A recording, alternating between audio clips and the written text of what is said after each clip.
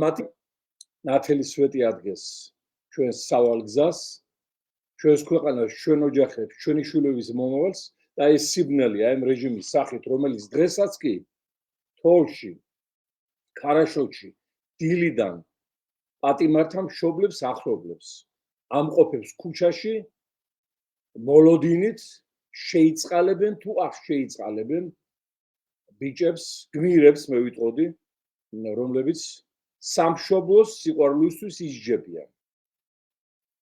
არავითარი ნათლისღება ამ რეჟიმს არ უშველის, მეგობრებო. აი მთელი მდინარე იორდანიით რო გადარეცხო ივანიშვილი და მისი ხროვა, მათი განწმენდა შეუძლებელია.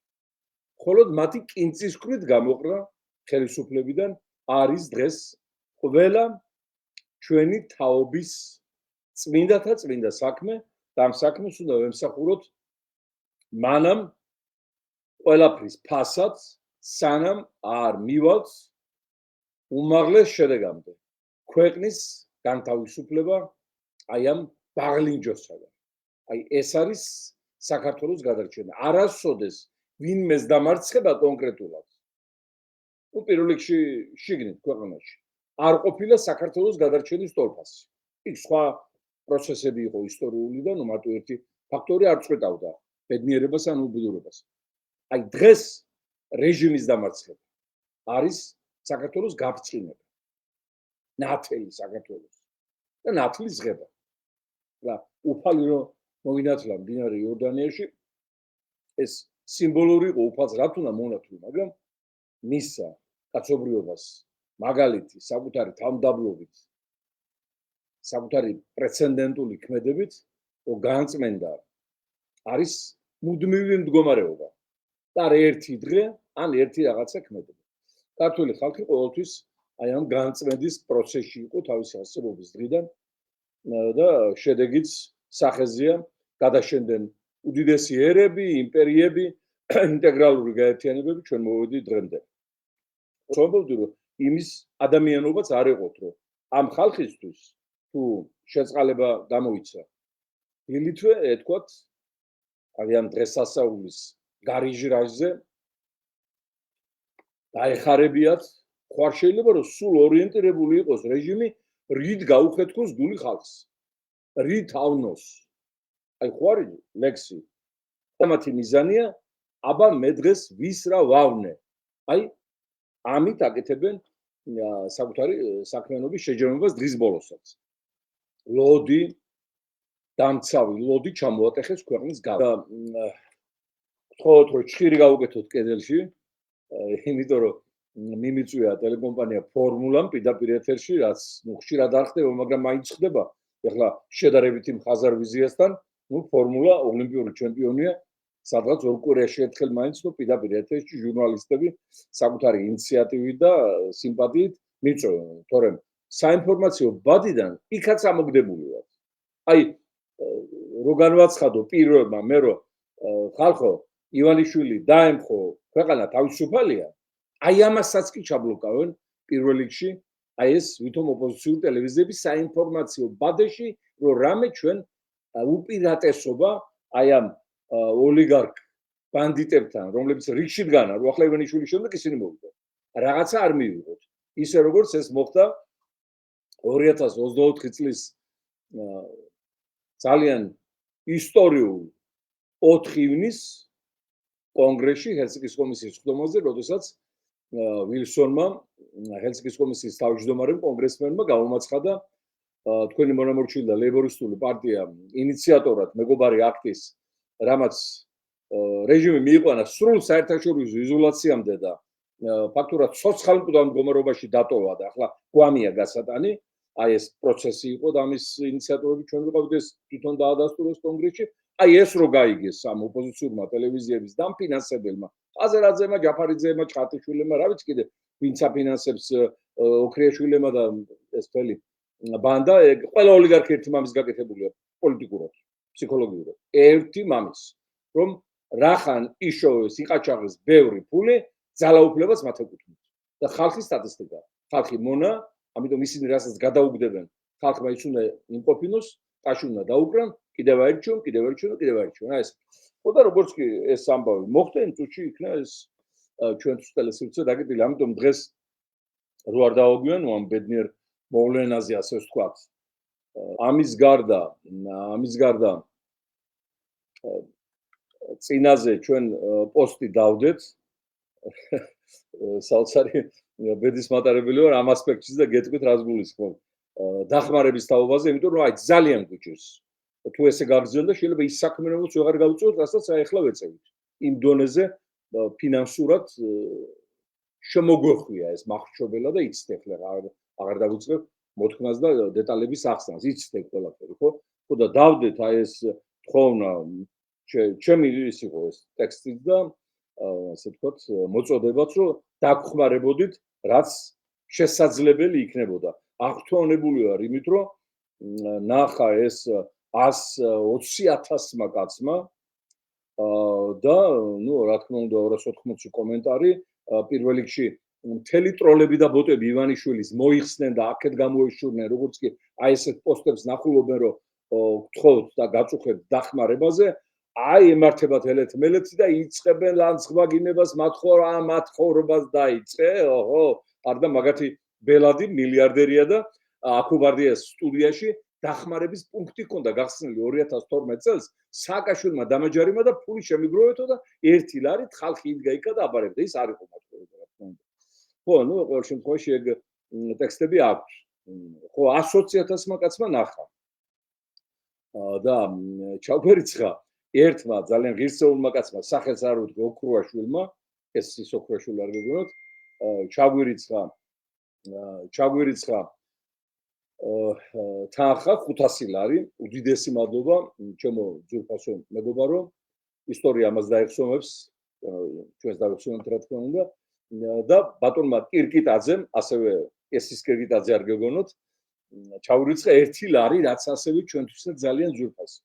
აი 120,000 კაციდან ვინც ნახა ეს პოსტი, ეს ორი ჩარიცხვა განხორციელდა მხოლოდ.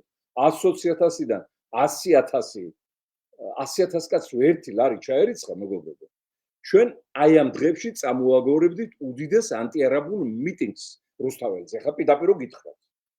ხო და ამიტომ მარტო სიტყვერი სოლიდარობა მნიშვნელოვანია და სულიერი თანადგომა ეს არის ყველაფრის საწყისი, მაგრამ რაღაც დააჩქარეთ ეს დახმარება, აი ეს დღეები და ეს იანვარი განსაკუთრებით გვაქვს უაღრესად კრიზისული და მე შინდა რამე აი მას რასაც ვაკეთებთ მიმდინარე ეტაპზე, რაც ძალიან ბევრი არ ჩანს, უფრო მიმოწერის დონეზეა სოფლიოსთან, რომ ეს არაბული კომპანიები გავაჩეროთ, არ შემოვიდნენ, იქ სანქციები დავაჩქაროთ ამათ მიმართ, ხო?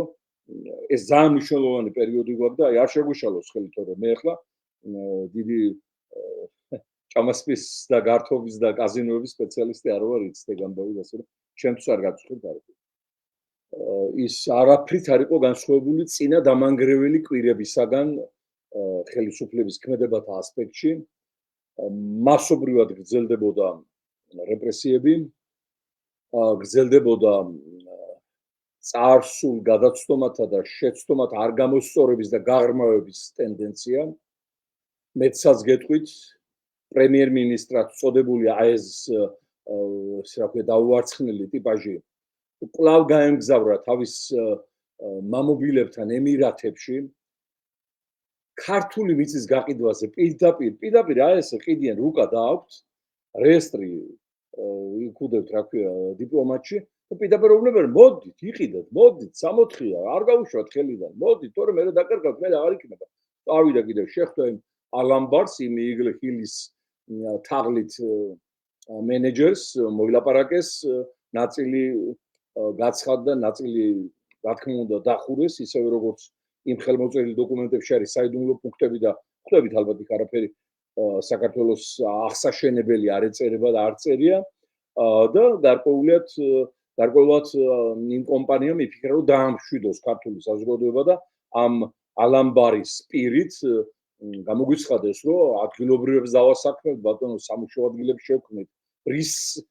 რის ბაზაზე ქმნიან სამუშაო ადგილებს, მე რო სახს სამართმევენ და ნაკვეთს სამართმევენ. იქვე დამასაქმებენ, ხო? მონა და მოსამსახურეთ. ჩემს ნაკვეთში, ჩემს სახლში შემომივარდა ვიღაც. გამიყიდა ვიღაცამ. ის მყიდველი შემომივარდა და დამასახლა. დამლაგებლად, თოხნელად დამგველად, ნაგვისის გამტანად, თანადამასაქმა დროებით იმისათვის, რომ მე კარგი რემონტი გააკეთოს და ჩამოსახლდეს და მე საერთოდ დავრჩე უღრან ტყეში. უღრან ტყეში კიდევ ჯობია დარჩენას, გეოპოლიტიკურ ჩიხში დავრჩე და გადავშენდე. აი ეს და რაც თავარია, ეს არ გამოვრჩეს.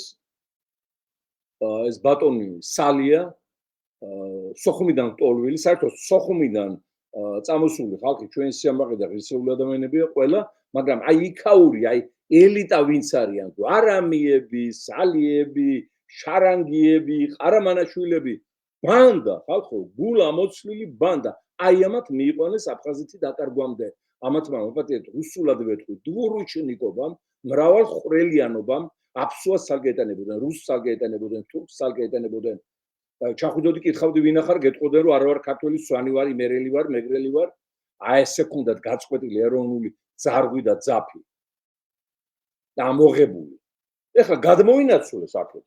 დაგხვჭამენ ტელევიზიიდან გვარამია, ის მთავრობიდან სალია და რა ვიცი კიდევ ვინ ჩამოგითვალოთ, ის მახაცარია, ის გალელი აფერისტი კიდე მთელი ქალაქის ტრანსპორტი და ენერგომომარაგება რომ მისია და მილიარდებს აკეთებს. ხო და ეს სალია წაბძანდა იქ რა ქვია ემირათებში, თავიანთ მექაში, მათი მექა გახდა უკვე ემირათები და გააფორმეს ხელშეკრულება, რომლის თანახმადაც იმ არაბს აქ ჩამოსვლაც აღარ მოუწევს. არც იმ კომპანიებს რაიმე ზედმეტი თავის ტკივილი. პირდაპირ შეუძლიათ რეესტრში შევიდნენ, ციფრული ბაზაა შექმნილი და იქიდანვე გადაინაწილებენ ნაკვეთებს, მოახდენენ ყიდვა გაყიდვის ხელშეკრულებათა გაფორმებას, ასე ვთქვათ, სარგებლობის პროცედურების იურიდიულ დადასტურებებს, ყველაფერს გააკეთებენ იქვე არაბეთში. ანუ აქ ჩამოსვლაც აღარ უნდათ საწოლებლად და ამაზე გაუფორმა ხელშეკრულება ამ სალიამ. რა თქმა უნდა, ივანიშვილის და ყობახიძის დავალებით. და ეს ხელშეკრულება უკვე ძალაშია და მოკლედ მიდის ტოტალური გაყიდვა საქართველოს. ჩვენი მიწის, ჩვენი მამულის. დიდხანს ამის ცდა არ შეიძლება. მე ვიმეორებ, ჩვენ რო გქონდეს საშუალება, ეს გინდა საქმე აღძმა, გინდა რაც გინდა გააკეთონ. ჩვენ რო გქონდეს საშუალება. აი ამაშია ხაზარაძის ბრალი და ოლიგარქების პატრიოტიზმისგან გაცლილი სულიერება, რაც ბოროტებაში იზრდება და ამიტომ ესენი ყველა უნდა გავაკოტროთ, გავაკულაკოთ. კინცის ხვრით გავაყაროთ ბიზნესიდან და ბიზნესი ახლიდან გადავანაწილოთ, ხალხო, იმიტომ რომ ამათ ხელით უბრალოდ გველოდება მეტი არაფერი. აი ამათ რო გქონდეს არ აფინანსებდნენ ამათ ტელევიზიებს, ქართულ ოცნებას და ფიქრობდნენ რომ ხალხის მოძრაობა დასახმარებელია პარტიებით, სამოქალაქო მოძრაობა, პოლიტპატიმრებთა ოჯახები. აი ამაზეც რო ფიქრობდნენ, როგორც ყველა მსოფლიოს ყველა ქვეყანაში ბიზნესი არ არის ერთხელ მოქმედებაში და მრავალმხრივად აძლიერებს ყველა სექტორს. ესენი ამისგან გაცილები არიან თვალყურჩევი ბატონო და რო გქონდეს ჩვენ ვიმეორებ საშუალება რომ მოიწიოთ ძალიან დიდი მიტინგი რუსთაველის პროსპექტზე, ამას გავაკეთებდით დაუფიქრებლად 100,000, 50,000, 30,000, 20,000, 10,000, ნუ ხანავიდო და ხანდავიდო და არ დავიშლებოდით მანამ სანამ რეჟიმი არ გამოაცხადებდა გადადგომას, წასვლას და არ დაინიშნებოდა ახალი არჩევნები, ახალი კანონმდებლობით სამართლიანი და დემოკრატიული გარანტიებით. ამას გავაკეთებთ. აი ამის საშუალებას რო არ გვაძლევენ ეს ოლიგარქები. ამას ძალიან მწარედ გადავხდით. და იმიტომ რომ ჩვენ დაგვაკლეს რაღაცა და ჩვენ გვაძლევენ საქართველოს აგლეჯინება. საქართველოს ყავყორნებს მიაქვს. ისინი ამას უყურებენ შვიდად, იმ ყავყორნებს ეხმარებიან და აფინანსებენ. აი ვისთან გვაქვს საქმე და რა მარაზმი სახეობა ორფეხა ჰუმანოიდების. ქართველი ოლიგარქ ბიზნესმენი. არა აცრილი არიან, აი აცრილს ხანდახან გრიპზე კიდევ ემართება გრიპი, ну უფრო სულ ფორმებში. მაგრამ ესენი პატრიოტიზმზე, ქველმოქმედებაზე, სიყვარულზე, თანადგომაზე, გაჭირვებულის დახმარებაზე, ქვეყნის პრობლემების მოფერებაზე აცრილნი არიან, აცრილნი. და შეუძლებელია ამ აცრაში რაიმე გამონათება დაემართოთ 24 საათიდან თუნდაც ერთი წუთნახევარი. დიახ, ეს მდგომარეობა სამწუხაროდ